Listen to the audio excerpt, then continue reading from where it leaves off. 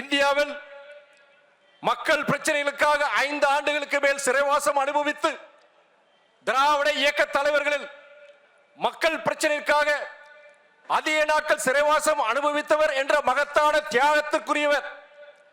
விண்ணில் உள்ள நட்சத்திரங்களை எண்ணிவிடலாம், ஆனால் இவருடைய போராட்ட களங்களை எண்ணிவிட முடியாது. தன்னுடைய 60 ஆண்டுகால பொது வாழ்க்கையில் தமிழ் மொழிக்காக, தாய் தமிழ் மண்ணின் இயற்கை வளங்களை காப்பதற்காக, தமிழ் மக்களின் வாழ்வாதார பிரச்சனைகளுக்காக 2 ஆயுட்கால உழைப்பிற்கு நிகரான உழைப்பை கொடுத்தவர். மகாத்மாவின் அகிம்சை வழி நடைபெற அரசியலில் மீண்டும் இந்நாட்டில் பின்பற்ற செய்தவர். ஒவ்வொரு மறுமலர்ச்சி திராவிட முன்னேற்ற கழக தொண்டனின் இதய துடிப்பாகவும் சுவாச காற்றாகவும் விளங்கும் எங்கள் மாமனிதர் திராவிட இயக்க போர்வால் தலைவர் வைகோ அவர்களே,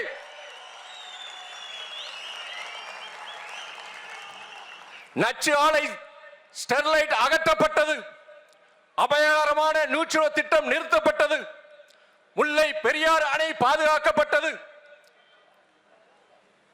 தஞ்சை வேளாண் மண்டலம் மீட்கப்பட்டது, நெய்வேலி என்எல்சி நிறுவனம் காக்கப்பட்டது, நச்சு செடி சீமை கருவேல மரம் அகற்றப்பட வேண்டும் என நீதிமன்ற தீர்ப்பு பெற்றது.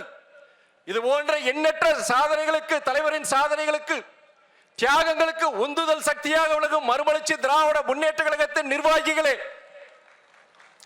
அதிகாரம் இல்லை, பொருளாதாரம் இல்லை, ஆனால் தியாக உணர்வு உண்டு, கொள்கை உறுதி உண்டு, என்றும் மாறாத விசுவாசம் உண்டு. வாழ்வோ சாவோ, வெற்றியோ தோல்வியோ, நாங்கள் கண்ட தலைவர் வைகோ கொண்ட கழகம் மறுமலர்ச்சி திராவிட முன்னேற்ற கழகம் என்று உங்களில் பலர் உங்கள் உழைப்பை தந்தீர்கள், பலர் உங்களின் இளமை காலங்களை தந்தீர்கள். இதற்கு மேலாக சிலர் தங்கள் இன்னுயிரை தியாகம் செய்தார்கள். இப்படிப்பட்ட பல தியாகங்களுக்கு சித்தமாய் விளங்கும் மறுமலர்ச்சி தொண்டர்களே, தோழர்களே, சாதி மத எல்லைகளை கடந்து மனிதநேயம் தழைக்க, தமிழர்கள் ஒற்றுமையுடன் வாழ்ந்திட, உயர்ந்திட திராவிட இயக்க போர்வால் தலைவர் வைகோ மேற்கொள்ளும் இந்த சமத்துவ நடைபயணத்தில் இணைந்துள்ள இளைஞர்கள், நடைபயண வீரர்கள், உங்கள்